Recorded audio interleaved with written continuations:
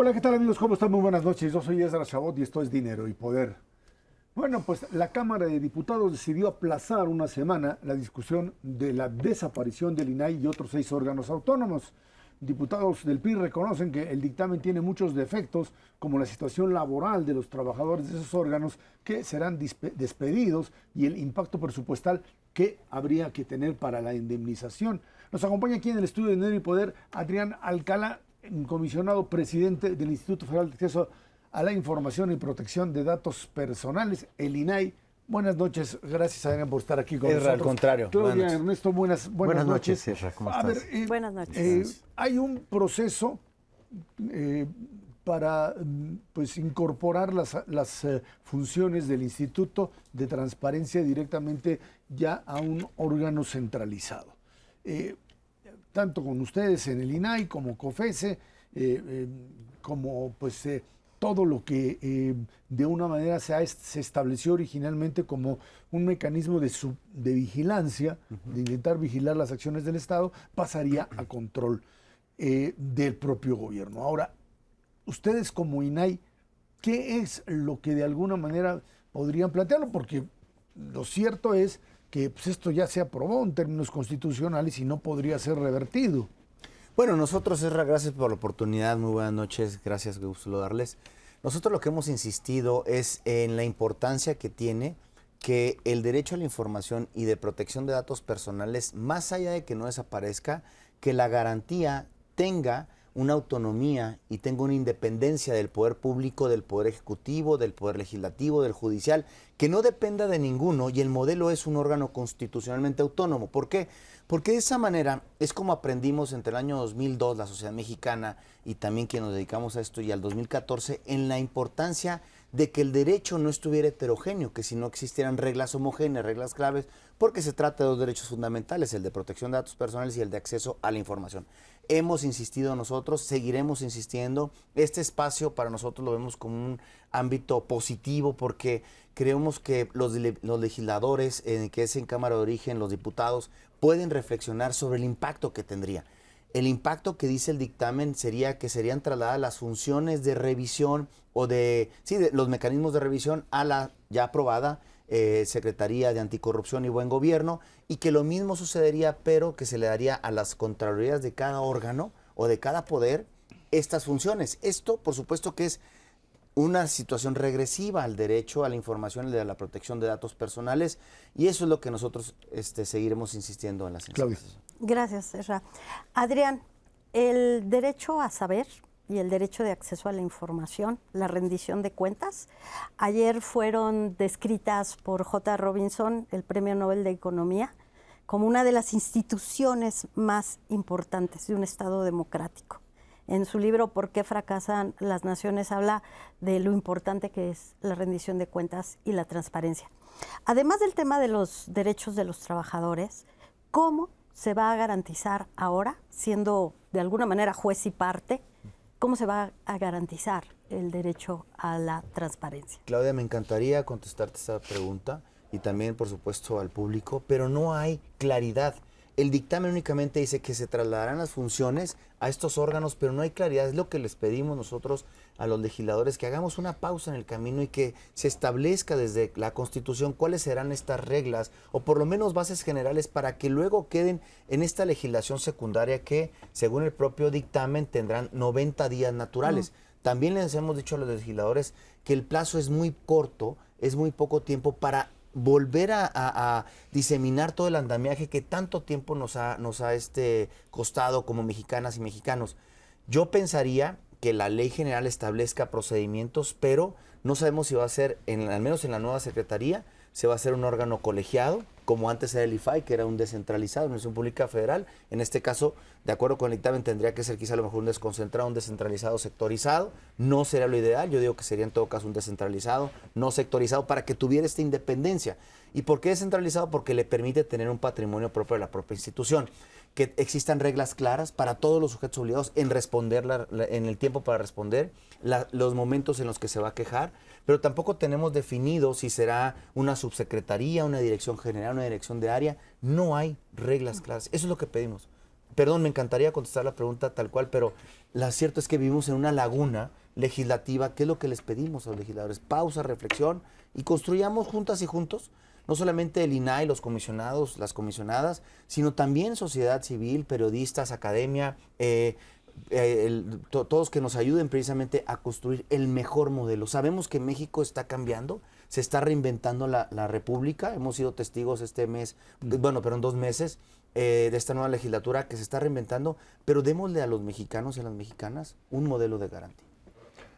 Adrián, en esta transición, pues originalmente se habían puesto como 3 diferentes argumentos sobre la mesa para decir por qué tiene que desaparecer no solamente el INAI, sino muchos órganos autónomos. El primero tendría que ver con cuestiones presupuestales, que salen muy caros. Yo la verdad no encuentro mucha diferencia entre que las personas que trabajan en un lado y trabajan en el otro, si van a ganar lo mismo y no van a desaparecer, pues no nos vamos a ahorrar mucha lana. 2, que están infestados de corrupción. La verdad es que son precisamente para lo contrario los organismos autónomos, son para luchar en pro de destruir la corrupción en el país, que se les pueden hacer ajustes, pues efectivamente. Y luego el tercer elemento, pues es que hay cierta información muy sensible para el gobierno, que tiene que ver, pues normalmente nos decían, con seguridad nacional.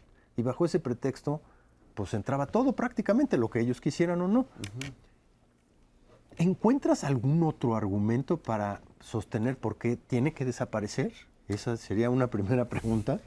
Ernesto, esos son los argumentos formales. ¿Sí? Y quiero aclararlo, coincido y comparto contigo. Son 1,097 millones de pesos que el INAI ejerce en este año 2024. De eso el 80% es lo que le pagamos a las y los servidores públicos, ¿no? Eso no va a cambiar. Que no tenemos otras prestaciones más allá de las que establece la ley. Que tenemos seguro de separación individualizado, mentira, se eliminó desde el año 2018. Que tenemos un seguro o prestaciones adicionales que de esas que, digamos, inflan la nómina, tampoco es cierto. Los comisionados ganamos mucho menos que la presidenta de la República.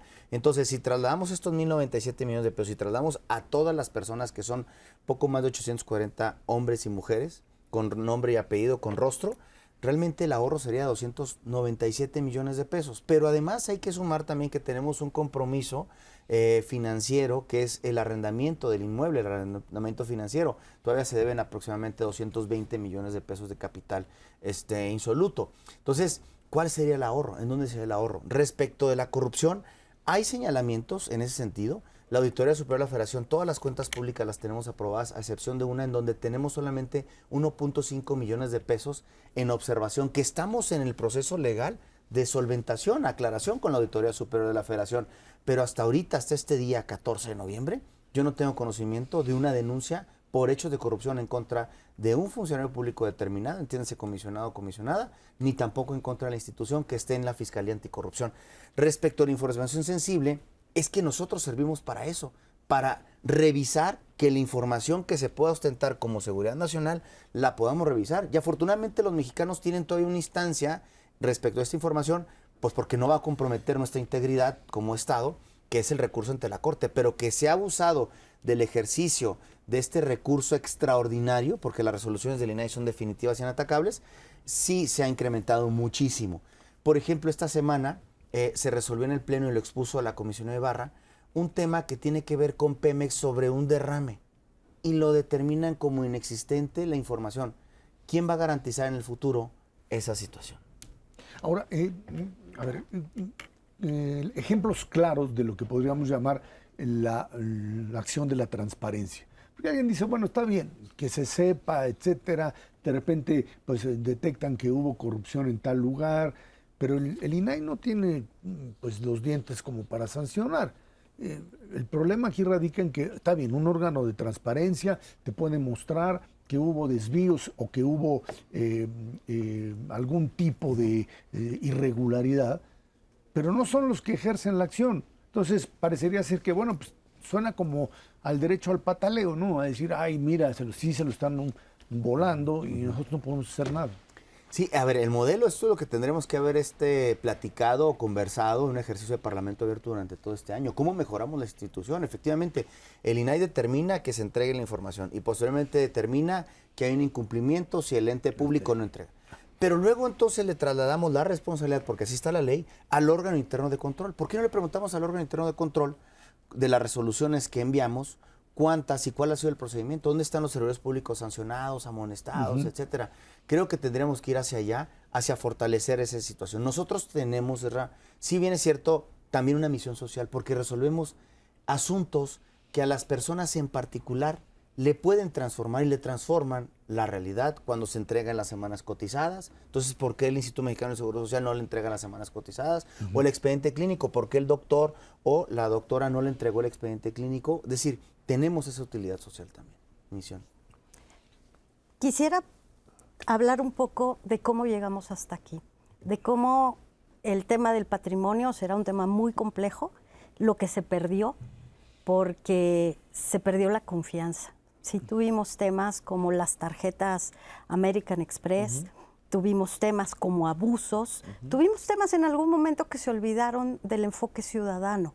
¿Qué dirías sobre eso? Yo sé que esto ya está probado, pero ¿por qué llegamos hasta aquí? No, a ver, hay que decirlo con total claridad. El tema creo que lo tenemos que hablar con esa claridad. Y, a ver, ¿hay mecanismos para mejorar la utilización de recursos públicos en el INAI? Claro que hay.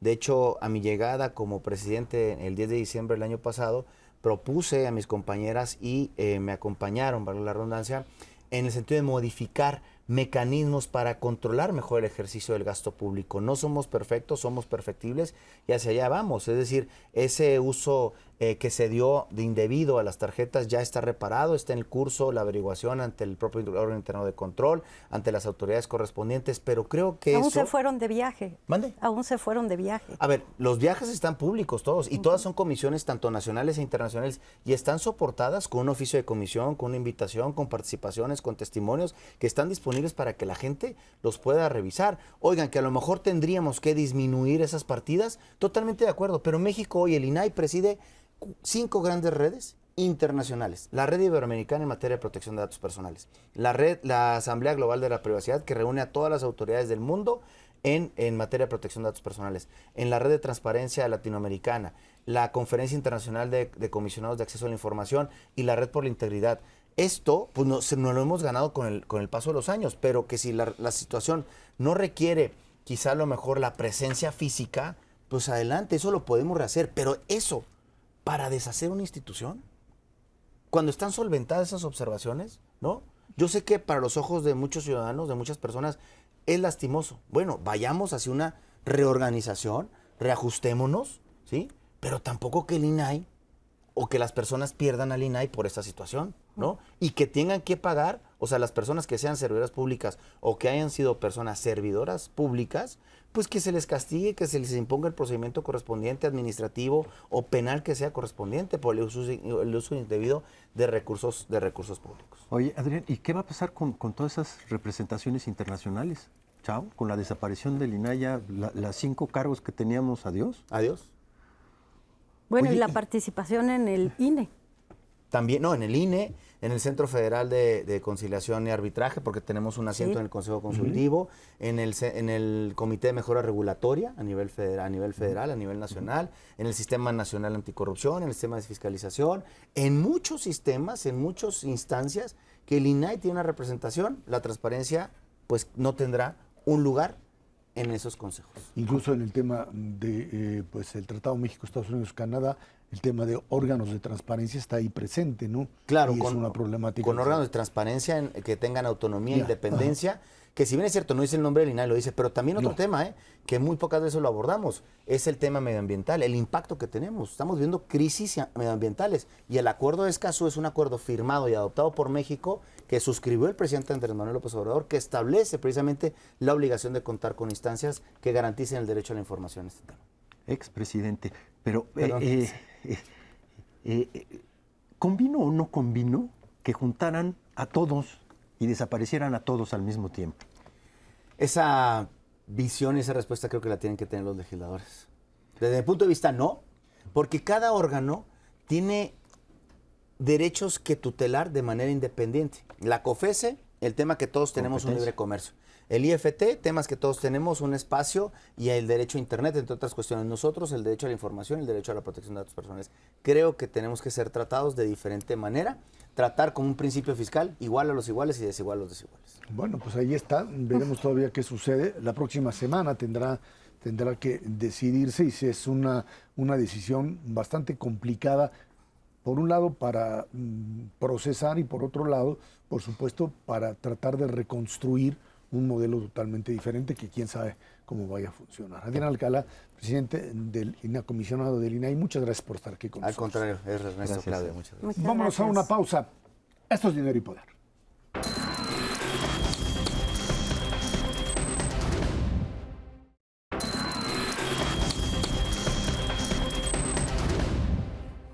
En septiembre, el indicador mensual de la actividad industrial subió 0.6% en relación con el mes inmediato anterior. La tasa anual no registra ningún cambio. Por componentes, de un mes a otro, la minería baja 1.3%, transmisión y distribución de suministro de energía eléctrica, agua y gas retrocede 1.1%, sube en construcción 0.7%, industria manufacturera 1%. En octubre, la confianza del consumidor se ubica en 49.4 unidades, sube mensualmente 2 puntos y 3.4% a nivel anual. A ver, Ernesto, ahí están directamente los números en un día pues también complicado desde el punto de vista de presiones inflacionarias, de presiones al tipo de cambio, de tasas de interés.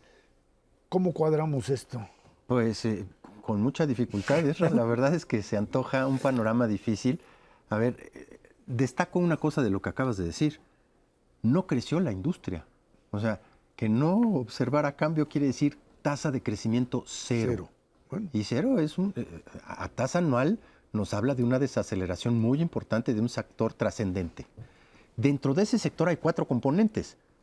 Los que tienen que ver con el gobierno están en picada. Minería por la parte del petróleo y electricidad, con tasa de crecimiento negativa. El otro componente que también se cayó, y se cayó brutalmente, es la inversión en infraestructura que estaba haciendo el sector público, y ya lo pararon completamente, terminaron las grandes obras. Y a final de cuentas, la parte más importante del sector industrial es la manufactura y la construcción en edificación. Esas están en un proceso de desaceleración también realmente muy importante, porque nuestras exportaciones hacia Estados Unidos se ven desaceleradas. ¿Hasta dónde va a llegar este proceso? No sabemos, pero siempre existe la tentación del Banco Central de decir, híjole, le voy a bajar un poquito la tasa de interés para ver si reacciona la actividad. Y en el caso mexicano yo creo que va a ser muy difícil que se pueda lograr eso. Sí tenemos presiones inflacionarias que se reavivaron con las estadísticas de inflación. Pues está terca pero necia la inflación, especialmente en los rubros que más le importan a las familias mexicanas, alimentos y servicios. Pues tenemos inflaciones en servicios muy cerquita del 5% desde hace 8 o 9 meses de manera consecutiva. No baja la inflación en servicios, y en servicios son 3, no nos hagamos guajes: es vivienda, es salud y es educación. Ahí está el 90% de los servicios que consumen las familias mexicanas. A ver, Claudia, el tema, por supuesto, de inflación también en Estados Unidos, y cómo lo manejamos como parte de un proceso en donde hay que recordar, la semana que entra, bueno, más bien mañana, van a presentar el presupuesto, que tienen que bajarlo fuertemente para que el déficit de 5.9% con respecto al PIB, pues dicen que puede llegar a 3.9%. Está difícil, ¿no? Sí, está complicado, pero no será imposible si hacen todos los recortes que han estado anunciando. Recortar el gasto, pues 20% quizás es lo que se ha dicho. Pero yo quisiera un poquito comentar cómo el indicador mensual de la actividad industrial es un indicador cuantitativo muy oportuno, pero también que permite tomar decisiones, y lo que comentábamos sobre cómo se analizan los indicadores. Tenemos que se presenta 5 semanas después de haber concluido el mes en el que estamos hablando de septiembre. Pronto vamos a ver el IGAE, el Indicador General Adelantado de la Economía, y creo que vale la pena comentarle a la audiencia cómo se construye este indicador. Ernesto y tú lo conocen bien, pero sí me gustaría hablar de cómo habla de uno de los sectores más dinámicos de la economía, las exportaciones no petroleras. Las exportaciones de manufactura, que Ernesto Esra representan más del 53% de cómo se configura el indicador. Y pues vale la pena mencionar que en la configuración de este indicador, el INEGI advierte que muchas veces veremos que en el mes hay crecimiento cero o hay crecimiento mensual, hay crecimiento que puede ser hasta negativo. Pero hay que estar muy alertas porque lo que muestra este indicador, de acuerdo con la teoría y lo que indican los indicadores, citando al buen Jonathan Heath, es que es un indicador mensual muy volátil. Pero lo que hay que ver acá es la tendencia. Y este indicador ha mostrado que llevamos una recuperación al menos de 4 meses. A lo que voy es que las exportaciones de Estados Unidos, y si nosotros lo vemos en una gráfica, este indicador mensual de actividad industrial se mueve muy cercano a lo que está pasando con Estados Unidos, y al menos lo que dicen las cifras es que las exportaciones manufactureras de Estados Unidos, somos el 8º exportador, siguen teniendo resiliencia. Claro, vamos a ver que, como mencionó Ernesto, está el tema de los derechos petroleros, porque ahí metido en la actividad petrolera está el tema de los derechos. Y metido en electricidad, sí, claro que vamos a ver una caída porque hay cambios climáticos. Entonces, pues nada más una nota de cómo creo que hay resiliencia todavía y que a lo mejor en el IGAE vamos a ver una sorpresa de crecimiento económico. Quizás, yo diferiría un poquito. ¿Para arriba o para abajo la sorpresa? Para arriba, espero. Okay, no, ojalá, espero, ojalá sea el caso, ¿no? Ojalá, sí, me parece bien, ¿no? claro. Ajá. Sí, el problema de fondo es México y Estados Unidos se comportan en términos económicos de manera muy parecida en trayectorias a través del tiempo. Ese comportamiento prácticamente simbiótico se ha ido separando en los últimos 2 años. Estados Unidos trae una tasa de crecimiento del PIB de 3% en promedio por año y creciente. Se está empezando a desacelerar. México traía una tasa de crecimiento del PIB de 5% y ahorita está muy cercana al 1% en la última lectura. Ellos van para arriba y nosotros vamos para abajo. ¿En dónde seguimos simbióticamente? En lo que tú dices, en las exportaciones manufactureras hacia Estados Unidos, hacia su sector manufacturero. Ese es el principal cliente de México y ese es el que todavía está en ascuas. ¿Hay buenas noticias hacia adelante? Probablemente sí. Yo creo que el nearshoring, no para que se vengan a México. Near quiere decir cerca y cerca quiere decir Texas. Entonces es muy probable que se vengan una cantidad de plantas de China a Texas. A ver, y ellos nos van a demandar a nosotros. Claro, por supuesto, pero a ver, está el tema Trump. O sea, hay que claro, el que tema Trump es el tema ese. Trump que te cambia totalmente la ecuación, porque te está hablando, pues, otra vez de modelos proteccionistas, de mecanismos en donde lo político y lo económico van a estar ligados, o sea, pero fuertemente diciendo, a ver, ustedes no cumplen con el tratado y el tema de migrantes y el tema de crimen organizado. Estaríamos metidos en un problema que creo que en los últimos 4 años con Biden, pues ahí más o menos se pudo capotear frente a lo que representará, sin duda alguna, un modelo como el de Trump, ¿no? Sí, sin duda. Y ya tomando en cuenta que Cámara de Representantes y Senado pues tienen un control republicano y se elimina esto temido que siempre fue el filibusterismo, yo creo que lo que vamos a ver claramente pues es una presión muy fuerte. Ley de chips, hay que recordar que era transgobierno, así la quiso dejar Biden, pensando en que podría haber este problema, pero si cambian ley de chips y la ley antiinflación, sí podemos estar en problemas y como mencionábamos, más de 50% de exportaciones a Estados Unidos, este indicador mensual de la actividad industrial está compuesto por 737 clases de actividades. Entran muchas actividades que deberían estar creciendo más, que no han crecido en nuestro país y que seguimos dependiendo de un mercado de Trump con sus amenazas y que, aunque somos el 8º exportador, y no somos monoexportadores, tendremos que estar pensando en diversificar y en crecer.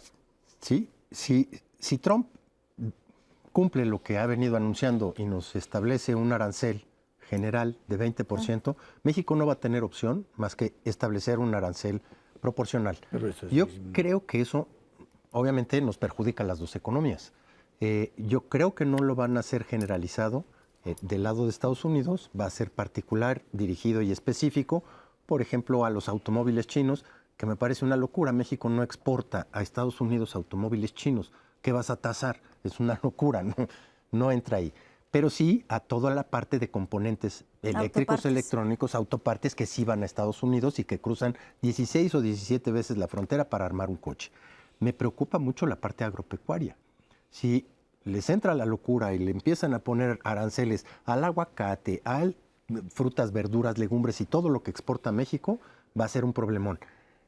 Y en represalia, México le va a tener que poner pues 20% a una cosa que es brutalmente sensible en Estados Unidos, que es el maíz amarillo. Pero esto es un suicidio colectivo. Es un suicidio colectivo, Porque- pero pues no hay que descartarlo en términos de lo que pueda hacer Trump. ¿De dónde tendría que venir la sensatez, Ezra? Es que lo que creo es que hay otros temas que no tienen que ver específicamente con lo económico, sino con lo político, como el tema migración. Pero te van Su a usar. rollo que los van a usar Claro. como el mecanismo de presión. No quieres aranceles, a ver, otra vez, me cierras toda la frontera. Igualito. O la otra parte, la deportación. O sea, yo te regreso no solo a los mexicanos, te regreso centroamericanos, africanos, etcétera, y tú te quedas como tercer país seguro, y si no quieres o los quieres devolver, es tu problema.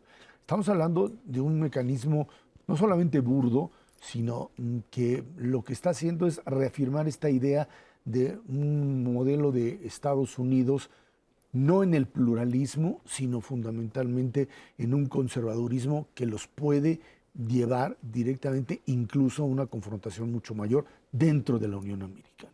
Desde luego, desde luego. Y los nombramientos que se han dado estas últimas semanas pues son prácticamente corroborar lo que acabas de decir. El SAR antidrogas, el fiscal, el encargado de seguridad nacional, híjole, están tremendas los nombramientos. Y la declaratoria, la narrativa de que ante un déficit tan alto como el que tiene Estados Unidos, están apostando, como ya lo han hecho otros gobiernos, al redimensionamiento de las entidades públicas. Por ejemplo, hay un ataque consistente en redes sociales contra los organismos que ven medicamentos, medicamentos sanitarios, y claro que van a querer traspasarle a México el costo migratorio. Entonces nos van a cobrar ser el principal socio comercial. Bueno, pues ahí está el escenario complejo, aquí lo estaremos analizando. Vámonos a una pausa y el nombramiento de la nueva presidenta de la CNDH, otra vez un problema político más para la presidenta Sheinbaum. Esto es Dinero y Poder.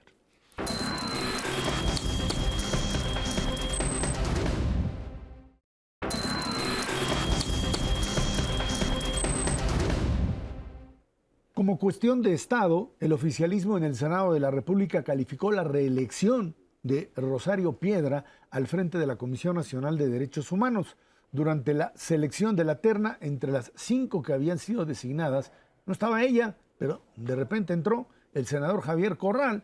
Dijo que se trató de una decisión política porque había que escuchar todas las propuestas y pues la incluyeron. Pese a que fue la peor calificada de todos los aspirantes, Rosario Piedra fue reelecta en la madrugada del miércoles para el periodo 2024-2029. Estamos hablando de una figura que precisamente fue cuestionada en muchísimos lugares por no cumplir, digamos, con las expectativas del cargo durante el sexenio anterior. Y la propia presidenta tenía también ya pues la idea de sustituirla. Pero algo pasó. ¿Tú sabes por qué, Claudia? Mira, básicamente, Ezra, creo que lo que tenemos que decir en primer lugar es que el método de selección de la presidenta, del presidente de la Comisión Nacional de Derechos Humanos está rebasado. Está totalmente obsoleto.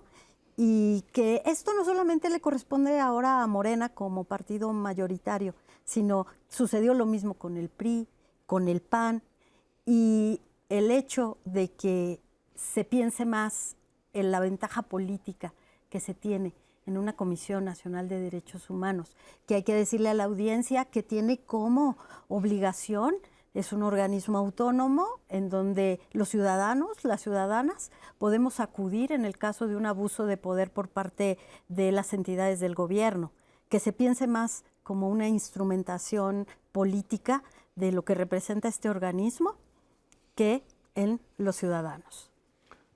¿Para qué hicieron toda esa parafernalia entonces? O sea, no eran 5, entraron 70 y tantos al inicio. Hubo una primera ronda y quedaron 35, y dentro de esos 35 era la peor calificada. Luego llegaron las semifinales y llegaron 5, ni aparecía. Entonces, ¿para qué hacen esa parafernalia y nos quieren engañar a todo el mundo diciendo estamos seleccionando entre los mejores currículums?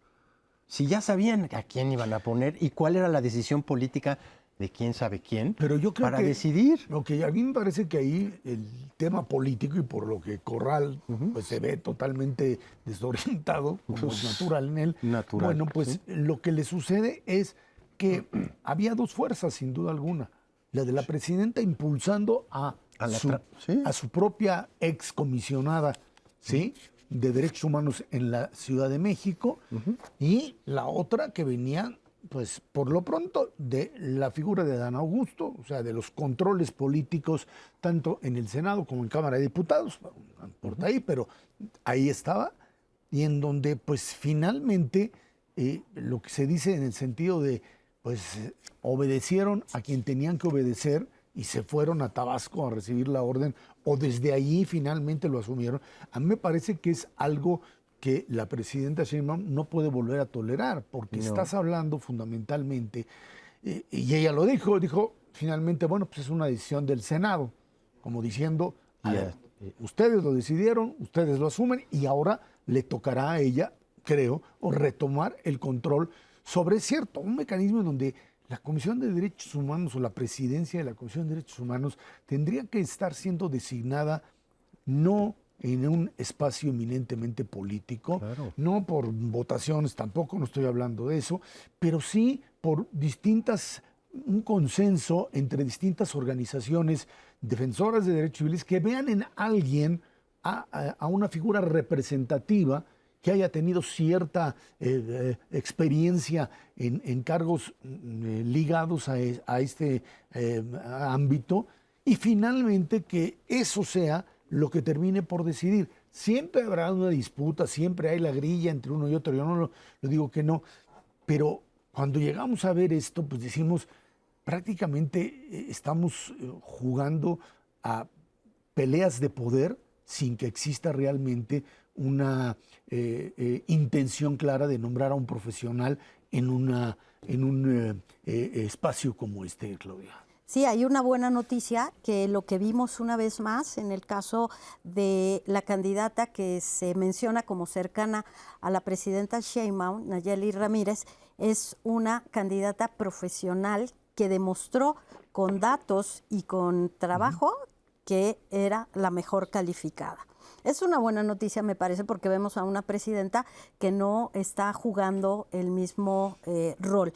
Pero la mala noticia es que volvemos a tener, como sucedió con Luis Raúl Plasencia, con Luis Raúl González Pérez, que no tenemos un representante de la Comisión de Derechos Humanos independiente. Lo único bueno que yo podría mencionar de Rosario Ibarra, porque las personas que están en el área de derechos humanos así lo mencionan, es que decidió reabrir el caso Colosio.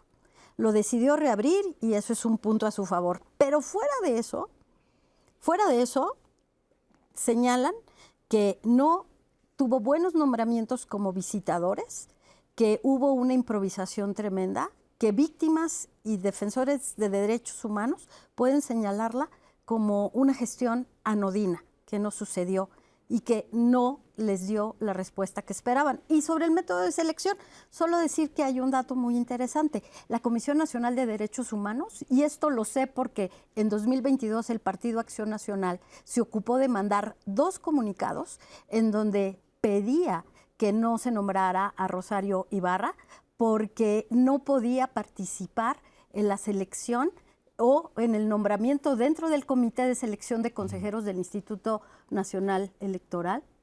No podía participar por tener un conflicto de interés. El Instituto Nacional Electoral tiene un comité en donde participa la Comisión Nacional de Derechos Humanos para tratar de hacerlo lo más independiente posible.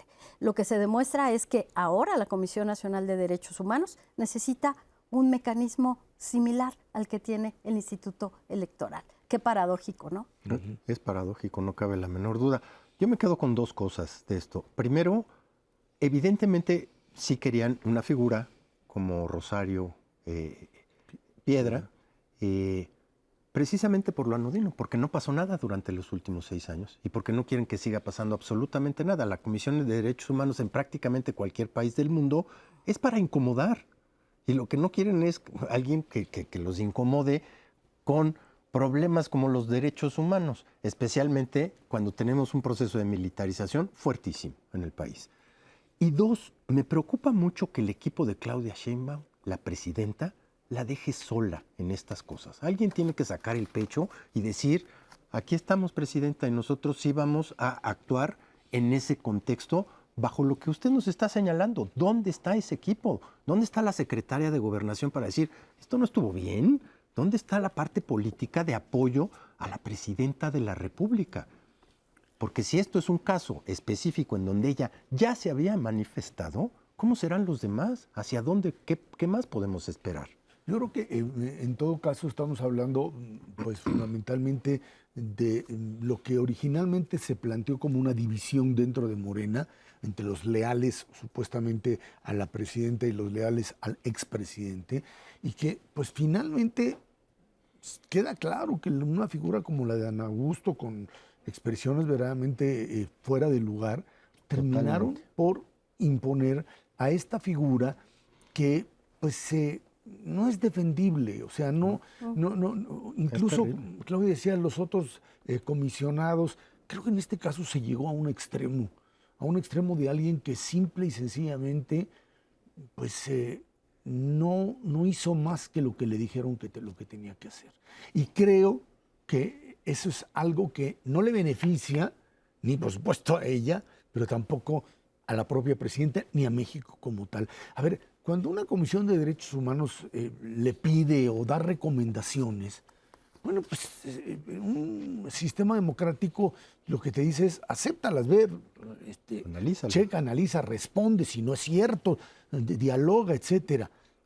Pero el no hacer nada, el dejarlo en un vacío, me parece que finalmente es pues el aniquilamiento de la propia CNDH, ¿no? Sí, literal. Y además, pues lo puedes juntar con los otros 5 organismos que están desapareciendo al mismo tiempo, la COFESE, el IFETEL. Hablamos, sí. Sí, de los que acabamos de hablar en el bloque pasado, pues juntémosle porque puede subsistir y puede ser autónomo e independiente, pero no ha sido el caso los últimos 6 años y es literalmente volver a ratificar a Rosario Piedra como la presidenta de la Comisión de Derechos Humanos, es literalmente desaparecerlo del mapa de las decisiones políticas de este país.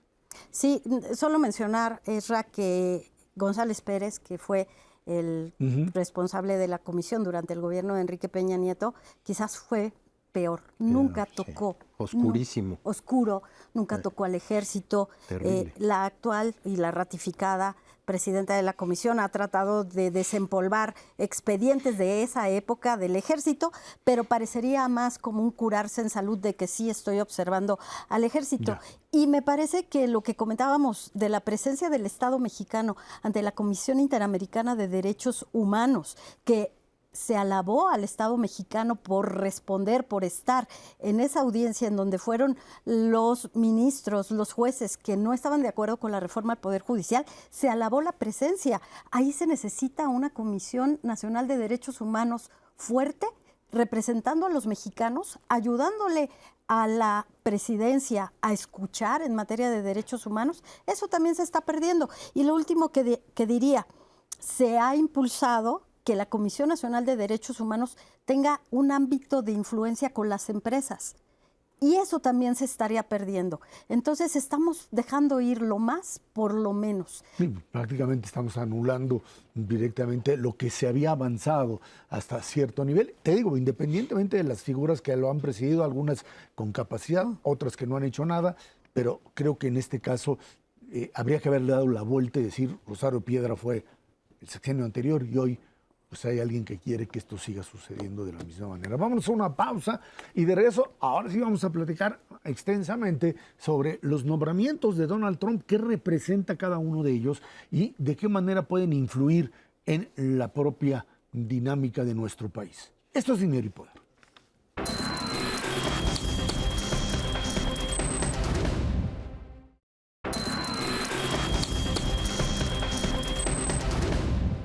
Bueno, en los Estados Unidos, Donald Trump se reunió con Joe Biden para acordar la transición de gobierno entre ambas administraciones. Y algo interesante, le dijo, welcome back, o sea que ya estás de vuelta, querido Trump. Bueno, pues ya ganó la propia elección, ya platicamos esto de que tendrá control de los propios con poderes, tanto el judicial, por supuesto, que donde en la Suprema Corte tiene mayoría el trumpismo, como por supuesto en la Cámara de Representantes. Pete Hegseth será el secretario de la Defensa. Él es un comentarista de Fox News de cuestiones militares, pero bueno, fue militar y va para adentro. Thomas Homan será el zar de la frontera, el que dijo, por favor, señores inmigrantes e ilegales, hagan sus mochilas y se me van yendo. O sea, al estilo Trump. Kristi Noem dirigirá el Departamento de Seguridad Nacional y bueno, pues Marco Rubio será el secretario de Estado, ese que dijo que López Obrador había negociado con los narcos, ahora va a ser quien esté presente. Y bueno, en la locura total, Elon Musk encabezará el Departamento de Eficiencia Gubernamental. Como tiene tanto tiempo y tantas ganas de echarle a esto, pues ahí está Ernesto, y tanto dinero, bueno, pues digo, ya le metió $200 millones a la campaña pues Trump. ahora Le dijo, va a recuperar la inversión. Pues yo supongo que sí. Esa parte de eficiencia gubernamental no existía y ahora le están creando algo para ser eficientes. No sé en qué consiste específicamente, una mayor burocracia para bajar la burocracia de los Estados Unidos. La verdad es que son preocupantes los nombramientos, pero no son sorpresivos. La verdad es que se veía venir, lo anunció con toda claridad y antes de que empiece su administración, al contrario de la pasada, ya tiene clarísimamente cuáles son los objetivos y va a estar muy complicado. Va a ser un escenario brutalmente complicado. Digo, hasta los propios embajadores que se están empezando a mover y de manera muy importante, el de Israel y desde luego que yo creo que van a mover muy rápidamente el embajador ¿Aquí? En México. Después de lo que declaró. Pues sí, por supuesto. ¿Tú te puedes imaginar a un embajador mexicano criticando al presidente de Estados Unidos? Me lo corren a patadas. Pues eso es exactamente lo que hizo Ken Salazar, Sí. Criticar al expresidente, Pero además, no a la perdón, presidenta. Además, además, o sea, ¿y tú qué hiciste? O sea, tú estuviste ahí en pleno y estuviste con sonrisitas y ahora vienes a decir, es que lo de abrazo balazo no funciona, es que etcétera, etcétera. Es una irresponsabilidad también. Brutal, brutal, porque lo que le gustaba eran los tamales de chipilín, Pues no sí. otra cosa. Pues no, eso no se puede en un contexto. Sí está preocupante. Marco Rubio, pues le trae muchas ganas a México desde hace un buen rato. Y en términos generales, híjole, yo creo que sí es, como dicen en Estados Unidos, brace yourselves, agárrense de donde puedan, porque va a haber muchos encontronazos a partir del día de la toma de posesión de Donald Trump. Y hay mucho miedo, Ernesto Ezra, en los mercados. A los mercados les gusta escuchar en el mercado de renta variable que van a bajar los impuestos, les gusta escuchar que va a haber subsidios. El tipo de cambio reaccionó inmediatamente ante los nombramientos, niveles 20.60 arriba. Sí, claro. Se está tranquilizando poco a poco mientras platicamos, pero sigue mucho la preocupación y provocó que algunas casas de análisis, que por cierto, y no se equivocaron, el año pasado Citibanamex dijo que este iba a ser un año de expansión fiscal y ahora hacen una nota especial diciendo esta situación del gobierno de Estados Unidos puede generar que México esté más cerca de que se revise la nota del soberano. Eso preocupó mucho. Ellos han ido adelantando desde notas sobre la Suprema Corte de Justicia. No quiere decir que vaya a suceder. Lo que quiere decir es que es un escenario probable y que en el caso de Elon Musk, que ha venido desafiando desde la campaña insisto, a los organismos, por ejemplo, el de comunicaciones, que a él no le parecía cómo regulaban su actividad de Starlink. Bueno, pues ahora lo está cuestionando y eso también de alguna manera nos va a afectar a nosotros. Entonces, pues los nombramientos no son una buena noticia y habrá que ver qué tan cerca están de pues los segmentos de ultraderecha en Estados Unidos. Y sobre todo ver qué tanto se va conformando, como nos está diciendo Claudia, los elementos para una tormenta perfecta. ¿Qué puede salir perfectamente mal a partir del 1 de enero? Bueno, que estos nombramientos empiecen a ejercer presión sobre México específicamente, pero sobre el mundo en general, y no sea una buena noticia económica.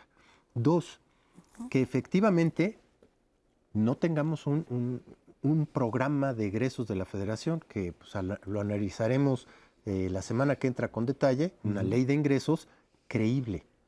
Y eso es muy importante precisamente para ver si México conserva esta parte de deuda soberana con una calificación pues, positiva, BBB+. Y yo sospecho que las propias calificadoras van a tratar de ser lo más conservadoras posibles y no nos van a quitar nada más derivado de un elemento como puede ser el PEF y la ley de ingresos hacia el año que entra, aunque no les guste. Pero el problema de fondo es, ¿qué pasa si se te junta adicionalmente con un evento internacional muy malo? Una guerra que estalle, ahora sí, con una conflagración bélica. No, hombre. Pues sí. Que te haga la boca chicharrón. Pero, espero, pero hay que estar preparados para el peor escenario posible porque se puede dar. Ese es el problema. Ahora, yo creo que esto es importante plantearlo también así en el sentido de cómo estos nombramientos tienen que ver, por un lado, con políticos, pero políticos que ya llegaron a la conclusión que lo único que hay que hacer con Trump es serle leal. Punto. Más allá de tu capacidad de que haga las cosas bien o mal. Hay un montón de personajes que pasaron en la primera versión de Trump y que dijeron, este cuate está de atar. John Kelly, el propio Mike Pompeo, etcétera, que decían, perdón, pero este señor como que no tiene bien claro lo que implica ser presidente. Dijeron, se le seca el tinaco muy rápido. Exactamente. Entonces, como no tiene esa capacidad, como no le fosforean las meninges, como diría exactamente, alguien, hay que hacerlo a un lado. Y entonces este hombre entendió en la lógica trumpiana que lo que necesitaba era tener gente más allá o sea, incluso más locos que él, para poder finalmente tener bajo el principio de lealtad absolutamente todo el control. Y bueno, pues sí, los mercados festejan porque sí va a subir, ahí se va el déficit para arriba otra vez porque bajas impuestos, la fiesta republicana. Y creo que en ese sentido que más allá de posibles escenarios catastróficos, la llegada de Trump otra vez nos vuelve a hacer renacer el peligro de pues, el mundo con acuerdos bilaterales, cada quien asumiendo que no es corresponsable de lo que sucede, el tema de derechos humanos, Claudia, que decíamos, en donde cada quien diga, pues este es mi problema personal, ustedes no se meten. Ya no les digo el caso de Ucrania. El The Economist dice, a los dos países más dañados, posiblemente dañados por Trump, serán Ucrania y será México. Sí, Ursula von der Leyen de la Unión Europea dijo que era una mala noticia también para ellos. Pero yo diría sí y no. Trump nos coloca en un escenario muy complejo. Sí, porque nos mete mucha volatilidad, mucha inestabilidad, que es donde él cosecha algunos logros en narrativa, pero en la inversión extranjera directa se está valorando claramente la mano de obra mexicana, los ingenieros. Y un ejemplo nada más, quizás luego pudiéramos platicar, la planta de Arizona de la taiwanesa TSCM, pues no puede iniciar porque no tiene la suficiente mano de obra. Están platicando con universidades de Sonora para invitar a ingenieros mexicanos a que vayan a trabajar para allá. El problema que ellos tienen de envejecimiento de los sindicatos es grave. Entonces, como dijo Marcelo Ebrard, secretario de Economía, y ojalá lo haga bien, hay que pensar cabeza fría, y citando al premio Nobel J. Robinson, México debe aprovechar la reorganización global, pero también debe fortalecer sus instituciones y crear nuevas instituciones. Con eso podríamos tener una ventaja. Y mientras, pues ya lo que sucedió aquí en nuestro país, donde la tasa de interés finalmente disminuye 25 puntos más, y en ese sentido hay que conectarlo. Vamos a ver la reacción de un tipo de cambio que, presionado fundamentalmente por el tema Trump en este momento, le baja la tasa porque dice que la inflación está controlada. Vamos a ver si esto funciona así, y ahora sí que amárrense los cinturones, porque esto se puede poner bastante turbio. Y veamos el programa de egresos de la Federación y la ley de ingresos mañana para complementar este cóctel de incertidumbre, llamémosle, no fatalismo. Claudia Villegas, de Noche Cervera, muchas gracias. Gracias a usted Gracias. que nos ve y nos escucha aquí en el 11 a las 10 de la noche, y No y Poder todos los jueves. De nuevo, muchísimas gracias y muy buenas noches.